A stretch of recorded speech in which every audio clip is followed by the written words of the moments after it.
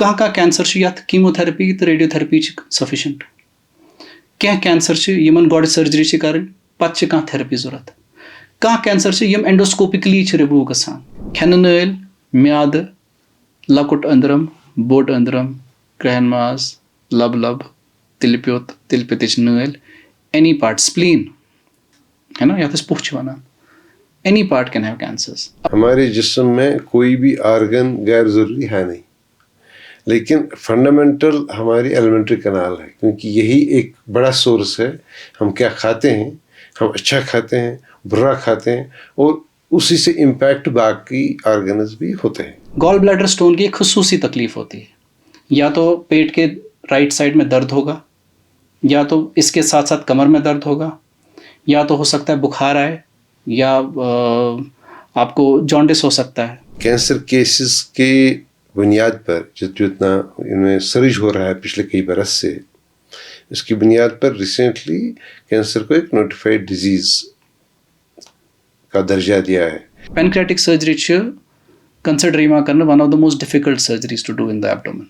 Patients ऐसे भी मैंने देखे जिन्होंने बड़ा रेजिस्ट किया, चलो हम देख लेंगे, डॉक्टर साहब से मशवरा कर लेंगे, दवाई खाएंगे, लेकिन बाय द टाइम दे मतलब वो जो गाल स्टोन था वो वहाँ से निकल के डक्ट में आ गया। एक बार बाइल डक्ट इंजरी हो जाए तो पेशेंट की लाइफ जहन्नम बन सकती है, क्योंकि वहाँ जब जख्म लगता है वो स्ट्रक्चर बना के उसको बंद कर देता है, और पेशेंट को जॉन्डिस होता है, फिर उसको डाइवर्जन करना पड़ता है, फिर करेक्शन सर्जरी की ज़रूरत पड़ती है। कश्मीर स्टूडियो में आपका खुशामदीद। मैं हूँ मसूद हुसैन। बातें सेहत की जो सीरीज़ सेहत के हवाले से स्टडी से चल रही है, उसकी एक और कड़ी लेकर मैं आपकी खिदमत में हाजिर हूँ। नाज़रीन, आप जानते हैं कि कश्मीर काफ़ी टाइम से जो रिपोर्ट कर रहा है कैंसर के हवाले से बहुत ही सीरियस मसला बन के उभर रहा है। हर किस्म के कैंसर्स बढ़ रहे हैं, और उसकी वजह से काफ़ी प्रेशर है जो हमारा हेल्थ इंफ्रास्ट्रक्चर है। जहाँ हमें बेहतरीन डॉक्टरों की ज़रूरत है, वहाँ हमें बेहतरीन अस्पताल भी चाहिए और बेहतरीन इंफ्रास्ट्रक्चर भी चाहिए।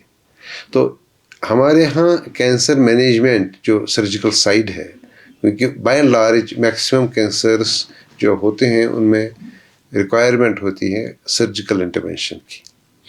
तो आज सर्जिकल इंटरवेंशन जो कैंसर के लिए फंडामेंटल मानी जाती है, उसके हवाले से बात करने के लिए हमने आज दावत दी है डॉक्टर हमजा वानी को। जवान डॉक्टर हैं, बहुत पढ़े लिखे हैं, काफ़ी तजुर्बा है।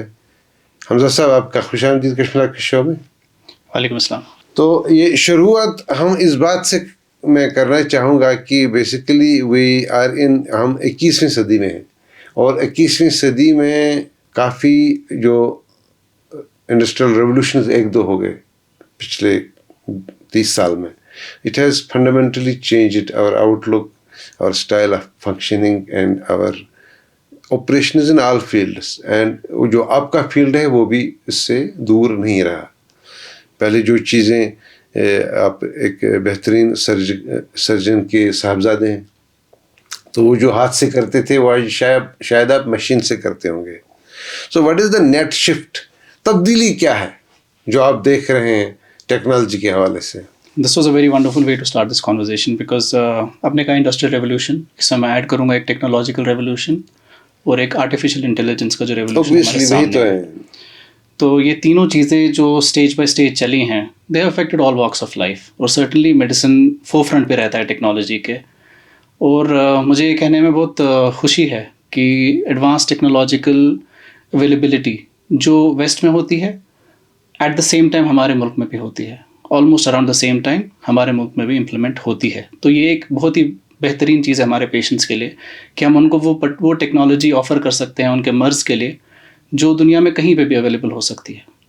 तो इसके साथ शान बशान चलना हमारी जिम्मेदारी नहीं, हमारी एक पर्सनल रिस्पॉन्सिबिलिटी होनी चाहिए। तो ये जो टेक्नोलॉजिकल इंटरवेंशन है, तो इसमें डू यू थिंक मतलब जो ओपन स्टाइल था जख्म खोलने का और वहाँ देखने का, और जो दूसरा मशीन का इस्तेमाल करना, मतलब you prefer obviously technology because you are from that generation, but कुछ तो फ़र्क होगा। जी देखिए, ऐसा नहीं है कि कोई चीज़ ऑब्सोलीट है या कोई चीज़ हम छोड़ रहे हैं। टेक्नोलॉजी का काम हमेशा हमारे काम को आसान बनाना और उसके साथ बेहतर बनाना। ये बात समझना बहुत मुश्किल है कि आसानी के साथ उसको बेहतर बनाने में टेक्नोलॉजी का रोल होना चाहिए। अब जैसे मेरी स्पेशलिटी में है, इसमें एडवांसमेंट्स जो हैं वो डायग्नोस्टिक से लेके इंटरवेंशंस में आ चुकी हैं। मैं अगर सर्जरी के हवाले से बोलूँ तो मिनिमल एक्सेस सर्जरी जो है, जो हम बोलते हैं कि छोटे-छोटे छेद से हम सर्जरी करते हैं, बड़े से बड़ी सर्जरी छोटे-छोटे छेद से होती है। इसमें मिसकंसेप्शन है कि ये मशीन सर्जरी करती यस है। ऐसा नहीं है। अगर लैप्रोस्कोपी एक तरीका है मिनिमल एक्सेस सर्जरी करने का और दूसरा रोबोटिक है। दोनों में सर्जरी सर्जन ही करता है। ट्रेनिंग उसकी उस इक्विपमेंट पे होती है। जैसे गाड़ी पहले एक तरह की होती है, फिर एक नई गाड़ी होती है जिसमें ऑटोमेटिक गियर होते हैं। ड्राइवर ही होता है। तो अल्टीमेटली सर्जरी सर्जन ही करता है। बट इसके साथ-साथ इसके पास बेनिफिट्स मिलते हैं कि पेशेंट को पेन बहुत कम होता है, रिकवरी बहुत जल्दी होती है। सर्जन के लिए जो मैग्निफिकेशन है, जो क्लैरिटी है अंदर मर्ज़ को समझने की, देखने की, बहुत ही ज़्यादा बढ़ जाती है। हमारे पास तो 3D लैप्रोस्कोप्स और 3D विज़न अवेलेबल है, जिसमें हमें 3D व्यू मिलता है अंदर। उसके साथ हमारे पास इमेज इंटीग्रेशन टेक्नोलॉजी है, मतलब जो पेशेंट के पहले स्कैन्स हुए हैं, वो सर्जिकल टेक्निक्स में इंटीग्रेट हो के हमें नेविगेशन मिलती है, मतलब वो हमें गाइड करती हैं सर्जरी के थ्रू। उसके अलावा हमारे पास गाइडेंस टेक्नोलॉजीज़ हैं जिनमें हम पेशेंट्स की वेन्स, डक्ट्स बहुत क्लैरिटी से बिना इंसिजन दिए उससे पहले ही जान सकते कि कहाँ पे है। उससे कॉम्प्लिकेशन रेट, प्रिसीजन जो एक्यूरेसी है सर्जरी की, और जो कैंसर के हवाले से क्लियरेंस है कैंसर की, बहुत ही बेहतरीन रहती है। तो ये कहना एक मिसकंसेप्शन है जो मैं बहुत क्लियर करना चाहूँगा कि कैंसर की सर्जरी ओपन होनी चाहिए। ये छुआसम मूल ही काडून, this is what people used to say. But minimal access surgery जहाँ आपको पहुँचाती है, वो आपकी ओपन सर्जरी खाली आंखें और आपके हाथ नहीं पहुँचाती, क्योंकि वो छोटा सा कैमरा होता है, वो आपको कोने तक पहुँचाता है। यम साथ जन अख पेशेंट छना he was diagnosed with cancer. तो by and large जन oncologist प्रेफर गड करान कि तिम करन गड कीमोथेरेपी। यह जरूरी कि कैंसर को detect we should go for chemotherapy और अस करो गड कैंसर रिमूव करने की कोशिश, पत करो कीमोथेरेपी। अच्छा का what is the logic usually, मतलब this something being asked by people. जी अतमस हर किस्म कैंसर अलग यह दोयो हिसाबों से अलग अख यत ऑर्गनस इफेक्ट करान, बे कम किस्म कैंसर ऑर्गनस मज, कैंसर बेशुमार types. Different types of cancer need different approach. कहाँ कैंसर यत कीमोथेरेपी तो रेडियोथेरेपी सफिशिएंट, क्या कैंसर यमन गॉड सर्जरी कर पत कहाँ थेरेपी जरूरत, कहाँ कैंसर यम एंडोस्कोपिकली रिमूव गसान, पत तथ ब्या स्टेप आसान, तथ में स्टेज ऑफ कैंसर आसान इम्पॉर्टेंट। अगर अख स्टेज अर्ली स्टेज कैंसर तो सर्जरी हे सफिशिएंट या एंडोस्कोपिक रिमूवल हे सफिशिएंट, कीमोथेरेपी रेडियोथेरेपी जरूरत। तो it is a very wide and a broad spectrum. तो यह क्या कि हेको गड कीमोथेरेपी दिन पे सर्जरी कर, या गड सर्जरी कर पे कीमोथेरेपी या सर्जरी दिनी दिन, यह कैंसरस टाइप तो स्टेज पे डिपेंड करान। इसीलिए वन कैंसर अकोई डॉक्टर ट्रीट करान क्या, यह मल्टी डिसिप्लिनरी टीम आसान, यथ मज मेडिकल ऑन्कोलॉजिस्ट आसान, सर्जन आसान, रेडिएशन स्पेशलिस्ट आसान, रेडियोलॉजिस्ट आसान, मेडिकल गैस्ट्रोएंटरोलॉजिस्ट, मेडिकल स्पेशलिस्ट आसान। तिम सारी बिहत अकिस पेशेंटस अख tailor made approach बनावान yes Amish खतर बेस्ट रोज, अम सिंदिस ददिस, अम सिंदिस स्टेजस पे, अम सिंदिस स्पेसिफिक कैंसरस खतर युस बेस्ट रोज। यह अप्रोच पन्निस हस्पतालस मज तवान। अस मल्टी डिसिप्लिनरी ट्यूमर बोर्ड युस हर हफ्ते बेहवान, युस हर कह केस अस निश सह सारी डिस्कस करान, तम पे after that we make a treatment plan. So it is a tailor-made treatment. So that is how it works. Basically gastroenterology मतलब हमारे जिस्म में कोई भी आर्गन गैर ज़रूरी है नहीं, लेकिन फंडामेंटल हमारी एलिमेंट्री कनाल है, क्योंकि यही एक बड़ा सोर्स है। हम क्या खाते हैं, हम अच्छा खाते हैं, बुरा खाते हैं, और उसी से इम्पैक्ट बाकी आर्गन्स भी होते हैं, क्योंकि ये सबसे बड़ा हाईवे है हमारा। और इसमें बहुत टाइप के कैंसर्स होते हैं, शुरू से लेकर आखिर तक, एलिमेंट्री कनाल के शुरू से लेकर आखिर तक। जो हमारे कैंसर्स हैं उनमें सबसे ज़्यादा सीरियस कौन सा होता है और सबसे ज़्यादा रिपोर्ट कौन सा होता है? देखिए, ये जो हाईवे की एनालॉजी आपने दी बहुत अच्छी है, टू बी रियली ऑनेस्ट। मतलब looking at it from a medical point of view, I can say that खाना जाता है, सोचिए अब ट्रक लोड हो गई और वो जाके अपने रास्ते से चली और रास्ते रास्ते में उसने अपना माल उतारती लेगी और कुछ कुछ उठाती लेगी। So that is how it works. जहाँ तक कि खतरनाक कैंसर्स की बात है, देखिए कैंसर नाम ही बहुत खतरनाक है, बहुत खतरनाक, और लोग इससे डरते भी हैं। और डरना नहीं, बट होशियार रहना चाहिए। मेरा हमेशा लोगों से ये होता है कि don't be afraid of this word, accept it and then fight with it. मैं जब स्टूडेंट था तो हम पढ़ते थे कैंसर्स के बारे में, तो जो पैनक्रियाटिक और बिलियरी सिस्टम के जो कैंसर्स थे, लिवर के, पैनक्रियास के, गॉल ब्लैडर के, या तो तिलपच्छ बनानी, उसकी नाली का जो सिस्टम होता है, उसके कैंसर्स यूजुअली बहुत लेट डिटेक्ट होते हैं और बहुत जल्दी प्रोग्रेस करते हैं। तो मेरी स्पेशलिटी का जहाँ तक हवाला है, ये कैंसर्स जो हैं अमूमन तौर से बाकियों से ज़्यादा खतरनाक माने जाते हैं इन दो रीजंस की वजह से। बिलियरी सिस्टम के आसपास, जी, बिलियरी सिस्टम के आसपास, गॉल ब्लैडर में, लिवर में, या तो पैनक्रियास में। सो दे बिकम डेंजरस। उसके अलावा जो कॉमनर कैंसर्स इससे हैं, जैसे गैस्ट्रिक कैंसर है, स्टमक का कैंसर है, हमारे यहाँ थोड़ा ज़्यादा कॉमन है।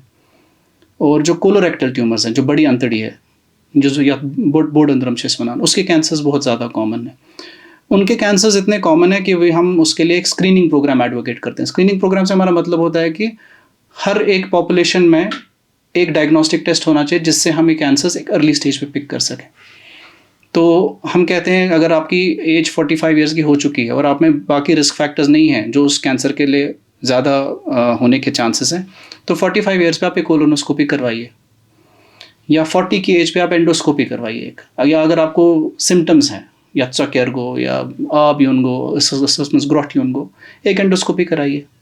तो इससे क्या होता है कि इसका ये पॉइंट नहीं है कि मतलब हम कैंसर्स डिटेक्ट करें इन वॉल्यूम।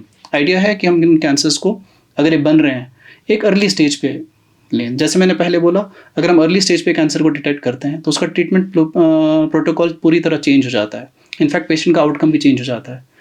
मैंने बताया कुछ ट्यूमर्स हैं जो आज हम एंडोस्कोपी से ही निकालने के लिए, सर्जरी की ज़रूरत ही नहीं है, एंडोस्कोपी के ज़रिए ही निकाल सकते हैं।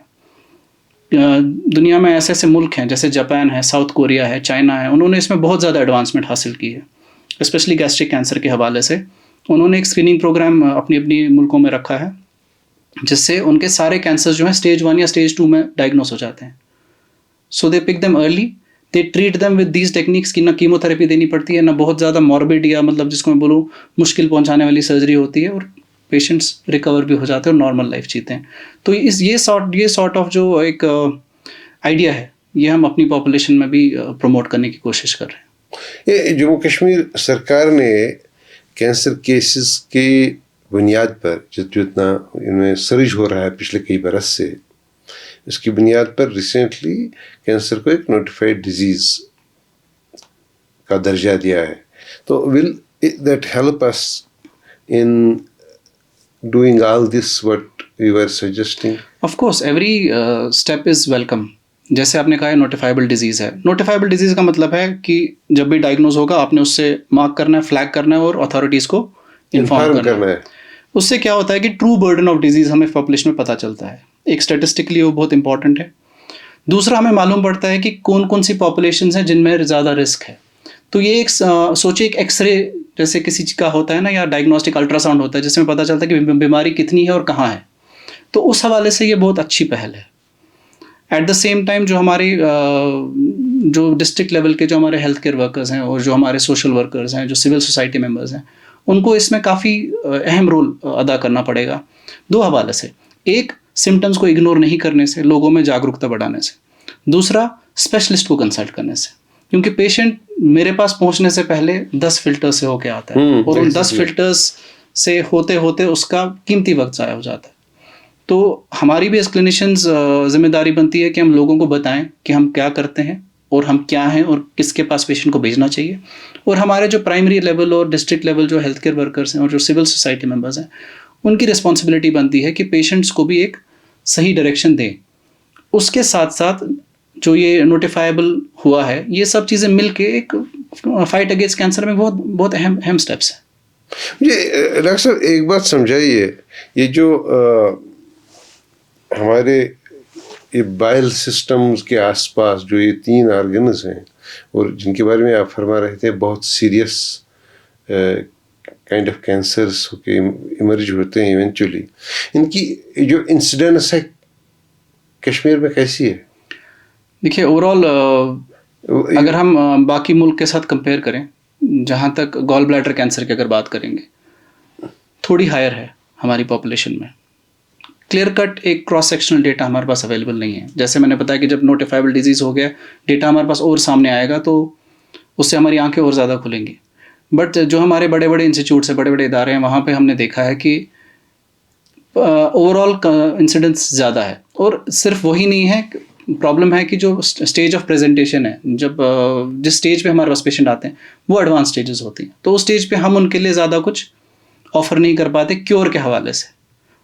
उसका ये मतलब नहीं कि ट्रीटमेंट अवेलेबल नहीं है, हर स्टेज के लिए ट्रीटमेंट अवेलेबल है और उसके गोल्स अलग अलग हैं। बट हमारा एम हमेशा होता है कि बेस्ट पॉसिबल आउटकम मिले, इसीलिए हम चाहते हैं जितना जल्दी स्टेज पे पेशेंट हमारे पास आए, हम उसको क्यूरेटिव ट्रीटमेंट मतलब कंप्लीट क्योर तक पेशेंट को ले सकें।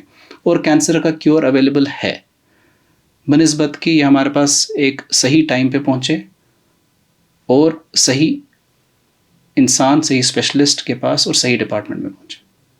ये कश्मीर में आप तो बेहतर जानते हैं, कश्मीर में क्राइसिस कि चाक बड़ पॉपुलेशन में तिमन गॉल ब्लैडर क्या सारे रिमूव कोर्मुत यह वन तेल मतलब यह मा गि तुथ एवोल्यूशना कि अत वन एपेंडिसाइटी में शुरी वराई तिम गॉल ब्लैडर वराई? नहीं, देखिए ये एक बहुत बड़ा सवाल है कि कॉलिसिस्टेक्टमी या तिलपोत काडुन वनान, ये कब करना चाहिए। इस पे मेरी एक प्रेजेंटेशन भी थी, जापान में जाके की थी। हमने ईस्टर्न इंडिया में स्टडी की थी कि एसिम्प्टोमेटिक गॉल स्टोन्स जो हैं, जो गॉल स्टोन्स हैं मींस गॉल ब्लैडर में स्टोन्स हैं बट आपको कोई तकलीफ नहीं दे रहे हैं, क्या इनमें ऑपरेशन करना चाहिए या नहीं। जनरल डिक्टम है कि अगर ये पेशेंट को कोई तकलीफ नहीं दे रहा है, अब वो तकलीफ भी आपको डिफाइन करनी है। गॉल ब्लैडर स्टोन की एक खुसूसी तकलीफ होती है, या तो पेट के राइट साइड में दर्द होगा, या तो इसके साथ साथ कमर में दर्द होगा, या तो हो सकता है बुखार आए, या आपको जॉन्डिस हो सकता है। बट म्याद चौकुन या पेट भारी होना, या आपको लगा आप डॉक्टर साहब के पास गए, डॉक्टर साहब मेरा पेट भारी हो रहा है, आपने अल्ट्रासाउंड किया, वहाँ गॉल ब्लैडर में स्टोन निकली, आपने उसी को एट्रीब्यूट किया, वो गॉल ब्लैडर स्टोन का सिम्टम नहीं है। अनफॉर्चुनेटली बहुत सारी सर्जरीज इस सिम्टम के लिए होती हैं और उन पेशेंट्स में ऐसा भी देखा गया है कि डॉक्टर साहब मेरी सर्जरी हो गई बट जो मेरी तकलीफ थी वो वैसी की वैसी। तो मैं सर्जिकल गैस्ट्रोएंटरोलॉजिस्ट, क्योंकि गॉल ब्लैडर सर्जरी एक माना जाता है एक माइलस्टोन है एक सर्जन के लिए, तो हमारे काफ़ी जनरल सर्जरी कलीग्स हैं जो प्रेफर करते हैं। और क्योंकि लेप्रोस्कोपिक भी होती है सर्जरी, पेशेंट की रिकवरी बहुत अच्छी होती है और बहुत ईजीली हो जाती है, तो काफ़ी लोग इसमें थ्रेशोल्ड कम होता है करने का। बट देन हम देखते हैं कि कुछ पॉपुलेशंस हैं दुनिया में, जैसे ईस्ट इंडिया है हमारा, या हम नॉर्थ इंडिया भी बोलेंगे, जैसे हमारी पॉपुलेशन है, इसमें हमारा थ्रेशोल्ड थोड़ा हम कम कर देते हैं, क्योंकि गॉल ब्लैडर कैंसर की जो इंसिडेंस है वो इन दो एरिया में थोड़ी ज़्यादा है। तो शायद अगर एसिम्प्टोमेटिक स्टोन भी है, अगर वो थोड़ा बड़ा है या मल्टीपल है, या आपको लगता है कि इसके साथ कोई एसोसिएटेड रिस्क फैक्टर है, जैसे छोटा सा पॉलिप है या कुछ है, तो बेटर है इसको निकाल दें। तो उस हवाले से ये ग्रे एरिया बन जाता है। तो आप ये भी नहीं बोल सकते कि नहीं निकालना चाहिए, आप ये भी नहीं बोल सकते कि निकालना ही चाहिए। ये एक नुआंस्ड एरिया है, means every decision has to be carefully discussed with the patient and has to be calibrated in the right attitude and intent. तो सर्जरी बुरी नहीं है, बहुत बेहतरीन सर्जरी है, but it has to be calibrated in the right. नहीं, बहुत सारे लोग कुछ पेशेंट्स ऐसे भी मैंने देखे जिन्होंने बड़ा रेजिस्ट किया, चलो हम देख लेंगे, डॉक्टर साहब से मशवरा कर लेंगे, दवाई खाएंगे, लेकिन बाय द टाइम दे मतलब वो जो गॉल स्टोन था वो वहाँ से निकल के डक्ट में आ गया। एग्जैक्टली, सो वही है, मतलब इसकी कॉम्प्लिकेशंस हो सकती हैं। बट जो हम बेसिकली कहते हैं, अगर आप में फॉर एग्जांपल गॉल स्टोन है, इसके कॉम्प्लिकेशन होने के कितने परसेंटेज चांसेस हैं। हर एक गॉल स्टोन नीचे नहीं जाता नली में, हर एक गॉल स्टोन ऑब्स्ट्रक्शन नहीं करता, हर एक गॉल स्टोन कैंसर में तब्दील नहीं होता। अगर 100 पेशेंट्स को गॉल स्टोन है, 1 से कम इंसान में चांस है गॉल ब्लैडर कैंसर होने का। उसका ये मतलब नहीं ना कि हर एक आप गॉल ब्लैडर निकाल दोगे ये सोच के कि इसमें कैंसर बनेगा। लेकिन आपको रिस्क असेसमेंट करनी है। जैसे मैंने बताया पहले, कुछ पेशेंट्स हैं जिनमें बड़े स्टोन होते हैं, 1.5 सेंटीमीटर के, 2 सेंटीमीटर के, पहले कभी पेन हुई होती है बट अभी पेन नहीं हो रही है, उनमें ये कॉम्प्लिकेशन होने के चांसेस थोड़े ज़्यादा हैं। जिनमें फैमिली हिस्ट्री है कोलेसिस्टाइटिस की, अगर फैमिली हिस्ट्री है कैंसर की, उनमें आप गॉल ब्लैडर स्टोन को कंसिडर कर सकते हो कि surgically it is amenable for removal. But general gastrointestinal symptoms जो हैं उनको गॉल ब्लैडर से एट्रीब्यूट करना, वो एक mistake, that is a mistake. ये जो पेशेंट्स जिनका निकल जाता है, ऑब्वियसली डॉक्टर्स फैसला करते हैं कि अमिस काढ़ो नहीं तिलप्योत, वो कुड़ तिलप्योत कुड़ अमिस पेशेंट्स यस जन तम पतच जिंदगी सह किस रोजान, and what are the impacts it may have short term, long term? It is absolutely normal, it will have absolutely no impact. Basically gall bladder का जो फंक्शन है स्टोरेज और सिक्रीशन है, मीन्स वो बाइल को स्टोर करता है, जब इंटेस्टाइन को ज़रूरत होती है बाइल की उसको पंप करके अंदर छोड़ देता है, ठीक है।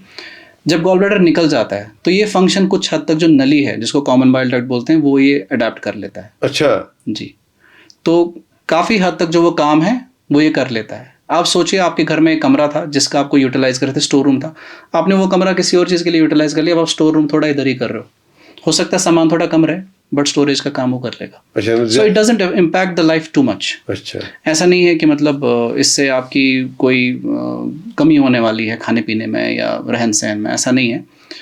बट जो सर्जरी है कोलेसिस्टेक्टमी पे मैं जोर देना चाहूँगा क्योंकि बहुत कॉमन है, वो एक एक्सपर्ट सर्जन से ही होनी चाहिए, क्योंकि ये एक रिलेटिवली बिनाइन कंडीशन है, पेशेंट बिल्कुल ठीक होता है। अगर इससे कोई प्रॉब्लम हो जाए, क्योंकि बाइल डक्ट एक होता है, अगर इसको इंजरी हो जाती है, हमने बहुत देखा है कि इंसिडेंस जितनी सर्जरी की बढ़ी है उसके साथ ये बाइल डक्ट इंजरी की इंसिडेंस भी बढ़ी है। इस पे भी हमने बहुत काम किया है बाइल डक्ट इंजरी पे। एक बार बाइल डक्ट इंजरी हो जाए तो पेशेंट की लाइफ जहन्नम बन सकती है, क्योंकि वहाँ जब ज़ख्म लगता है वो स्ट्रक्चर बना के उसको बंद कर देता है और पेशेंट को जॉन्डिस होता है, फिर उसको डाइवर्जन करना पड़ता है, फिर करेक्शन सर्जरी की ज़रूरत पड़ती है और ओवरऑल उनकी लाइफ बहुत ख़राब हो जाती है। तो इसीलिए मैं अपने सर्जन कोलीग्स को बोलता हूँ कि be very careful about such surgeries जो रिलेटिवली ईजी हैं बट आपको बहुत बड़ी प्रॉब्लम दे सकते हैं। तो these kind of surgeries should be taken with the greatest amount of care. तो गॉल ब्लैडर सर्जरी कोई मामूली सर्जरी नहीं है, जितना लगता है नहीं, वही हमारी मैसेज है, ये मामूली सर्जरी नहीं है और इसमें कॉम्प्लिकेशन एक्सेप्टेड नहीं है। अगर आप बड़ी सर्जरी कोई कर रहे हैं या जैसे कैंसर की सर्जरी कर रहे हैं, आप उसमें एक्सेप्ट कर सकते हैं, कुछ अमाउंट तक पेशेंट की लाइफ चेंज होती है, मोर्बिडिटी है, कॉम्प्लिकेशंस हो सकती हैं, बट ऐसी सर्जरी में एक्सेप्टेंस थोड़ी कम होनी चाहिए। आज की डेट में भी 0.6 to 0.7% बाइल डक्ट इंजरी की रेट है, जो कि अनएक्सेप्टेबल है। इतनी कम भी है, सुनने में कम लगता है, बट क्योंकि बिनाइन डिजीज है स्टिल ज़्यादा है। मोर देन 0.5%, वो बहुत है, वो बहुत it still the percentage is like that. और ये वर्ल्ड वाइड है। अब अगर हम इंडिविजुअली एरियाज का करें तो maybe the data might be little different, maybe it might even be. जिम्नन में पूछूंगा थोड़ा सा, मैं आपको बाइलरी सिस्टम से थोड़ा दूसरी साइड लेना चाहूँगा। यूजुअली एपेंडिसाइटिस है ना, how serious is it? Appendicitis is a life threatening condition. It is an emergency. Patient फिक्र रहता है, ये कैसे कैसे डिटेक्ट, इवन तो थोड़ा appendicitis वाला clear cut diagnosis, even appendicitis चे क्लिनिकल डायग्नोसिस आसान अथ मज छन ऐसे अल्ट्रासाउंड तो सीटी स्कैन करने की जरूरत है हमेशा के। ये बहुत पहले से हमारे जो सीनियर डॉक्टर्स थे उन्होंने बहुत अच्छा एक सिस्टम, हमारे क्लिनिकल सिस्टम बनाया appendicitis को डायग्नोस करने के लिए। appendicitis में बहुत सीवियर पेन होती है और एक बहुत ही खसूसी तरह की पेन होती है, एक खसूसी तरह से बिहेव करती है, बीच में शुरू होती है, जाके राइट साइड एब्डोमेन के बीच में जाके रुक जाती है और वहाँ पे पेशेंट को चुभती रहती है। पेशेंट कुछ खा नहीं पाता है, उल्टियाँ होती हैं, बुखार हो सकता है, यहाँ तक कि जॉन्डिस भी हो सकता है अगर हम नेगलेक्ट करें तो इस सिचुएशन में पेशेंट तो हॉस्पिटल पहुँचता ही पहुँचता है। अब यही बात है कि वो अगर किसी पेन को इग्नोर करे, दवाई खा के उस सिम्टम को सप्रेस करे, तो हो सकता है वो फट जाके या कॉम्प्लिकेट होकर हमारे पास आए। बट appendicitis तो एक सर्जिकल इमरजेंसी है, उसमें आपके पास कोई ऑप्शन ही नहीं है, उसका ट्रीटमेंट ही सर्जिकल है। कुछ सिचुएशंस है जिनमें आप सर्जरी नहीं कर पाते या नहीं करते हैं, वो अलग बात है, बट जनरली ये मैसेज ये है कि it is a surgical emergency, a surgical emergency, so that is how it should be dealt with. अगर खुदा न खास्ता कोई फटा मतलब अच्छा पद क्योर है, यस, बात यही है, अगर वो फटेगा तो अंदर जाके पस बनेगा, सो दैट पस हैज़ टू कम आउट, है ना। पस हम अंदर नहीं रख सकते, पस को ड्रेन करना है, उस एरिया को साफ करना है, अगर अपेंडिक्स कुछ बचा है तो उसको निकालना है। काफ़ी सिचुएशन ऐसी होती है कि अपेंडिसाइटिस, कभी पेशेंट जिसको कैंसर होता है अपेंडिक्स का, वो अपेंडिसाइटिस की तरह प्रेजेंट करता है। तो अभी हमने रिसेंटली एक पेशेंट देखा, वो अपेंडिसाइटिस करके आए, बट अल्टीमेटली डायग्नोसिस था कि अपेंडिक्स का कैंसर था। तो अपेंडिसाइटिस के बहुत सारे कॉजेज होते हैं, but most common is basically impaction of a faecolith. हम कहते हैं मतलब जो अंतड़ी है जो हम खाते हैं वो अंदर जाके हार्ड हो जाता है, जो ग़िज़ा जो हम अंदर खाते हैं डाइजेस्ट होकर हार्ड हो जाता है। अपेंडिक्स एक छोटा सा ट्यूब है, वो उसमें जाके फंस जाता है। और अपेंडिक्स की खास बात है, जो इसकी आर्टरी है उसके आगे और कोई आर्टरी सप्लाई नहीं होती, जिसको हम एक एंड आर्टरी बोलते हैं। सो दैट मीन्स इसकी जो ब्लड सप्लाई है ये इसी एक छोटी आर्टरी से आती है। सो एक बार ये आर्टरी ब्लॉक हो जाती है या वेन इसकी ब्लॉक हो जाती है, तो आगे जाके उसकी ब्लड सप्लाई कट जाती है, वहाँ पे इस्कीमिया होता है, मीन्स खून की कमी होती है, गैंग्रीन होता है, वो एरिया मर जाता है और आगे जाके फट जाता है। तो इसी को अपेंडिसाइटिस बोलते हैं। तो इसका सर्जरी के अलावा और कोई इलाज है नहीं। ये जो एलिमेंट्री कैनाल, ये जो खाने की हमारी सुपर हाईवे है, इसमें सारे ऑर्गन हैं जो लिंक्ड हैं, उनमें आप सर्जिकल इंटरवेंशन कर सकते हैं, लेकिन कोई ऐसा है कि जिसको आप टच नहीं करते यूजुअली? नहीं, आई मीन ऐसा तो कोई नहीं है, कुछ है नहीं। बेसिकली डिजीज़ पे डिपेंड करता है। जैसे अगर कैंसर है, कैंसर अगर आर्टरीज या नसों में गया है, जो नसें लाइफ के लिए एब्सोल्युटली क्रूशल हैं, जिनको आप नहीं निकाल सकते या जिनको आप दोबारा बना नहीं सकते, या अगर जिनको काटने या बनाने से पेशेंट की लाइफ में उतनी कुछ इंक्रीज नहीं होने वाला है, बेनिफिट नहीं मिलने वाला, उनको हम अनरिसेक्टेबल ट्यूमर्स बोलते हैं। तो उस सिचुएशन में surgery is out, means surgical option नहीं है। तो उनको आपको या तो कीमोथेरेपी या रेडियोथेरेपी देनी है, या तो डाउन स्टेज करना है। कीमोथेरेपी से शायद छोटा हो जाए, उन एरिया को छोड़ दे, फिर हम सर्जरी कर पाएँ। जीआई, गैस्ट्रोइंटेस्टाइनल ट्रैक्ट और हेपेटोबिलियरी सिस्टम का जहाँ तक सवाल है, अभी तक भी सर्जरी ही एक क्यूरेटिव ऑप्शन है पेशेंट के पास। तो अगर आपकी सर्जरी हो सकती है, मीन्स आपकी किस्मत अच्छी है, मीन्स आपके पास क्योर का एक ऑप्शन है। तो इसीलिए हम अगेन जोर वही है कि पेशेंट एक अर्ली स्टेज पे आपके पास आए, ताकि आप पेशेंट को एटलीस्ट एक उम्मीद दे सकें कि आपका इलाज पॉसिबल है, आपका क्योर पॉसिबल है। ये जो हमारे यहाँ फैटी लिवर वैसे थे, obviously because कि लाइफस्टाइल सिस्टम यूथ, इसलिए फैटी लिवर आसान, मगर वह इंसिडेंस ऑफ लिवर सिरोसिस बढ़े थी। अत क्या वजह and what is the way out? Well, जैसे आपने बताया लाइफस्टाइल है। फैटी लिवर अगर हम सारे एक अल्ट्रासाउंड करेंगे, अपना भी सबका करेंगे, तो 70% पॉपुलेशन का फैटी लिवर हो सकता है। फैटी लिवर का मतलब यही है कि आपकी बॉडी में इतना ज़्यादा फैट गया है कि उसको कहीं ना कहीं स्टोर करने की ज़रूरत है। एग्जैक्टली। और स्टोरेज एरिया, लिवर भी एक स्टोरेज एरिया है। जैसे हमारे स्किन के अंदर फैट जाता है, ऐसे ही लिवर के अंदर भी जाता है। तो जब ये फैट बहुत ज़्यादा बढ़ जाता है या काफ़ी टाइम तक रहता है और हम इसको खर्च नहीं करते, ये लिवर की नॉर्मल सेल्स को रिप्लेस करना शुरू करता है, उसी को हम फैटी लिवर बोलते हैं। ये जब अनकंट्रोल रहता है, इसके साथ साथ इन्फ्लेमेशन होती है, जिसको हम स्टेटोहेपेटाइटिस बोलते हैं। मीन्स फैट भी है और इसके साथ साथ लिवर में सूजन भी हो गई है। और स्टेटोहेपेटाइटिस आगे जाके सिरोसिस होता है, जिसको हम लिवर फेलियर बोलते हैं। मीन्स लिवर बिल्कुल सिकुड़ जाता है, पत्थर बन जाता है, उसकी सेल्स मर जाती हैं। हमारा एस्टिमेट है कि अगले 10 साल में लिवर ट्रांसप्लांट की जिन पेशेंट को ज़रूरत पड़ेगी, सबसे कॉमन रीज़न यही होगा, जिसको हम NASH या नैश, नॉन अल्कोहलिक स्टेटोहेपेटाइटिस कहते हैं। मीन्स जो लोग अल्कोहल भी नहीं लेते बट फैटी लिवर है और उनका लिवर सिरोसिस हो रहा है। तो दिस इज़ एन एपिडेमिक। और ये हमारे लाइफस्टाइल, दैट मीन्स हम रहते कैसे हैं और क्या खाते हैं, उसकी वजह से है। It is not specific to a particular community. It is not specific to a particular region. It is an epidemic all across the country.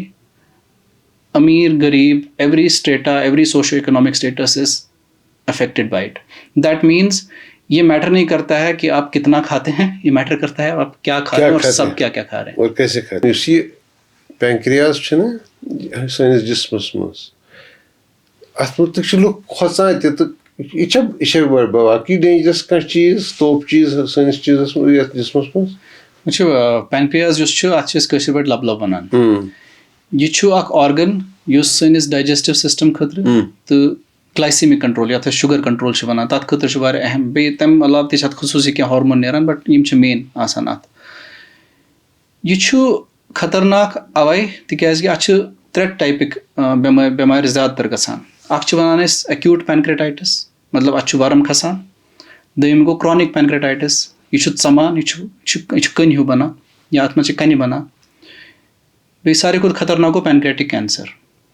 One अगर एक वो एक्यूट पैनक्रेटाइटिस यह लाइफ थ्रेटनिंग कंडीशन। अत मे हे पूरे बॉडी जिस्मुक सिस्टम हर का system हे involve गसित। तथ reason कि यम pancreatic enzymes अगर यम लीक गसान, तिकाज ये वरम खसान यम एंजाइम खूनस मज लीक गसान, बे लोकली तो पैनक्रियाजस अंद पक लीक गसान। यम इनएक्टिवेटेड आसान पैनक्रियाजस मज, मीन्स यम काम करान कह, मगर युथ यम रिलीज गसान यम एक्टिवेट गसान। एक्टिवेट मतलब गो यम हर कह चीज लगान डाइजेस्ट कर। अच्छा, so they start digesting everything around them, whether that is fat, so arteries, तिम वेन्स, तो टिश्यूज। तो ये जो डाइजेशन जो है इससे एक कैस्केड शुरू होता है, जो एक लूप बन जाता है। मीन्स इन्फ्लेमेशन बढ़ती बढ़ती बढ़ती बढ़ती रहती है, एंड जब इन्फ्लेमेशन बढ़ती है तो ये जो इन्फ्लेमेशन है पूरी बॉडी को इन्वॉल्व कर देती है, जिसको हम सिस्टमिक इन्फ्लेमेटरी रिस्पॉन्स सिंड्रोम बोलते हैं, जो कोविड में काफ़ी लोगों ने सुना होगा। और उसके बाद mods, multi organ dysfunction syndrome तक प्रोग्रेस कर सकता है। मीन्स लंग इन्वॉल्व हो सकते हैं, हार्ट इन्वॉल्व हो सकता है, पेट में पानी जमा हो सकता है। तो ये सारी कॉम्प्लिकेशंस पैनक्रेटाइटिस की जो हैं ये जानलेवा हैं। क्रॉनिक पैनक्रेटाइटिस जो है अत युस लबलब यह दरान, मीन्स यह कन हूँ गसान।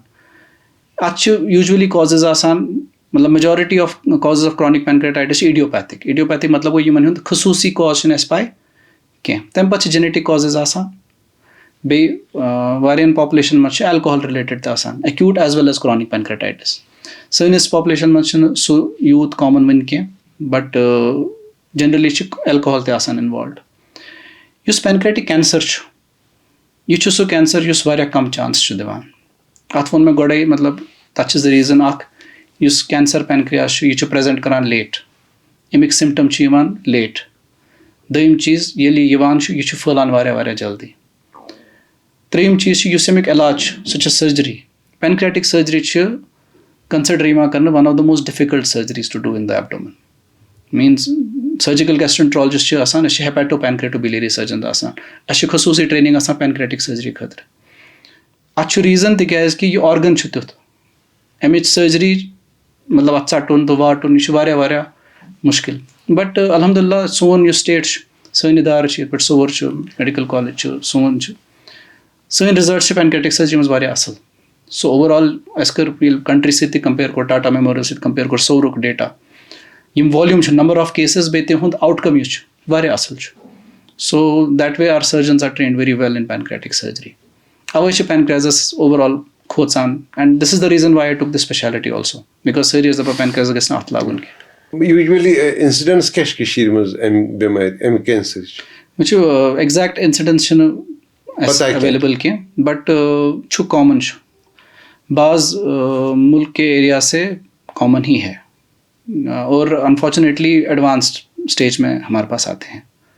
तो बहुत कम पेशेंट्स होते हैं जिनको सर्जरी हो पाती है और सर्जरी के बाद रिकवर हो पाते हैं, बट जो एडवांस ट्यूमर्स हैं वो हमारे पास ज़्यादा आते हैं। वो भी डिपेंड करता है कि किस स्टेज में आएंगे, पैनक्रियाज के किस हिस्से में आएंगे, उस सब पे चीज़ें डिपेंड करती हैं। डॉक्टर साहब, इस मुलाकात के कंक्लूजन में आपसे ये पूछना ज़रूर चाहूँगा कि क्योंकि ये जो कैंसर मैनेजमेंट है बहुत ये एक शख्स का काम नहीं है, इसमें एक पूरी टीम चाहिए, डिफरेंट लोग चाहिए, और कभी कभी डिफरेंट स्पेशलिटीज़ भी इन्वॉल्व हो जाती हैं, और इसलिए ये बड़ा एक्सपेंसिव एक्सरसाइज है।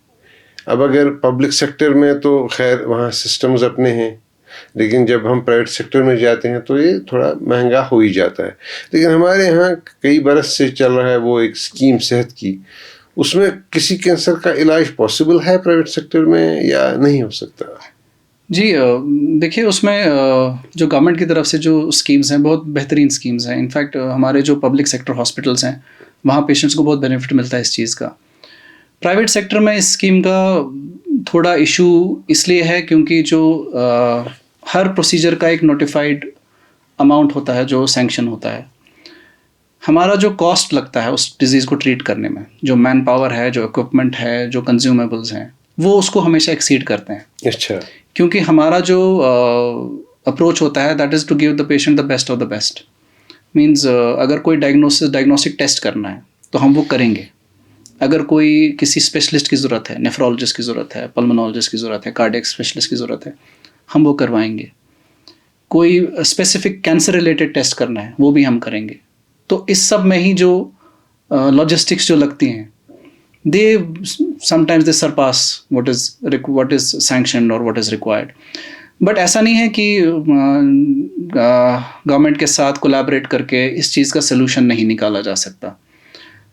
दोनों का एक ही एम है, पेशेंट्स को क्वालिटी केयर मिले और पेशेंट्स को राहत मिले। तो दोनों को कहीं ना कहीं मिडिल ग्राउंड में मिलना पड़ेगा। तो इसके लिए एक कोलैबोरेटिव एफर्ट चाहिए। जिनके जो इश्यूज हैं गवर्नमेंट साइड से, प्राइवेट सेक्टर के साइड से, ये एक पॉलिसी इशू है, मतलब this is beyond me. So they have to come together to a middle ground कि जहाँ पे हम दोनों चीज़ों का एक बेस्ट ऑफ बोथ वर्ल्ड्स मिल सके।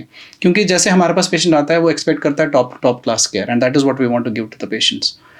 तो उसके अपने अपने रिक्वायरमेंट्स हैं। तो उस को अगर हम आपस में मिला सकें तो we would love to give such benefits to our patients. और हमारे लिए इससे खुशी की बात हो नहीं सकती कि हमारे पेशेंट्स को कहीं जाना नहीं पाए। मतलब मेरे लिए पर्सनली ये मुश्किल होता है ये सुनना कि पेशेंट यहाँ से कहीं बाहर गया, दिल्ली गया, बॉम्बे गया, कहीं और गया, जबकि आपके पास यहाँ अवेलेबल है सब कुछ अवेलेबल है, और डॉक्टर आपके पास हमेशा अवेलेबल है, फॉलो अप। क्योंकि ट्रीटमेंट सिर्फ एक टाइम जॉब नहीं है, उसका आपके पास बार बार आना है, फॉलो अप पे आना है। तो उसके लिए हमेशा पेशेंट को दिल्ली बार बार जाना पड़ता है। तो वो personally I feel very sad to see that, but it will take time to change. And जहाँ जो आपने बात की कॉस्ट की, वो एक पॉलिसी इशू है। आई थिंक जो हमारे एडमिनिस्ट्रेटर्स है, they have to think about it. एक चीज़ मैं पूछूंगा एक वैसे डॉक्टर की, जिस हिसाब से कैंसर का सर्ज हम देख रहे हैं न्यूमेरिकली, हम हालांकि पूरे नंबर्स अवेलेबल नहीं है, ऐसा भी मुमकिन है कि इतना ज़्यादा ना हो, ऐसा भी मुमकिन है कि इससे बहुत ज़्यादा हो। जब तक हमें पूरे फिगर्स नहीं मिलते, फिगर्स हैं हमारे पास, लेकिन अभी तो नोटिफाई हो गया, उसमें थोड़ा टाइम लग जाएगा। लेकिन क्या हमें उसके हिसाब से इंफ्रास्ट्रक्चर अवेलेबल है in public space and in private space? देखिए, नंबर्स तो बड़े हैं, there is no doubt about that. कितने बड़े हैं वो पता भी चलेगा, और इंस्टीट्यूट्स के पास अपने अपने डेटा हैं भी, बट नंबर्स तो सर्टनली बड़े हैं। अब उसके बहुत सारे रीज़न हैं। डायग्नोस्टिक टेस्ट अच्छे हुए हैं, लोगों की अवेयरनेस बढ़ी है, और जनरली एक बर्डन भी बढ़ा है, ये तो एस्टैब्लिश फैक्ट है। जहाँ तक आपने कहा कि हमारे पास फैसिलिटीज़ अवेलेबल हैं हमारे पब्लिक सेक्टर में भी और प्राइवेट सेक्टर में भी। सर्जन्स बेहतरीन हैं, डायग्नोस्टिक फैसिलिटीज़ बेहतरीन हैं, और आउटकम्स भी बहुत अच्छे हैं। तो ऐसा नहीं है कि that we are lagging behind in any way in that aspect. Last में एक बात पूछ लूँगा मैं आपसे, वो है कि ये बात सही है कि जब लेप्रोस्कोपी आ गई तो एक इनकलाब आ गया मेडिकल साइंस में। तो अभी हम जिस दौर से गुजर रहे हैं वहाँ उसमें तो अब रोबोटिक सर्जरी है। ये नहीं कि मतलब रोबोट भी मशीन ही है और उस दोनों को चलाता इंसान ही है, डॉक्टर ही चलाता है। लेकिन जहाँ रोबोट की नज़र जाती है, जहाँ उसका वो हाथ जाता है, शायद बहुत मुश्किल हो जाता है सर्जन का हाथ वहाँ तक पहुँचाने में।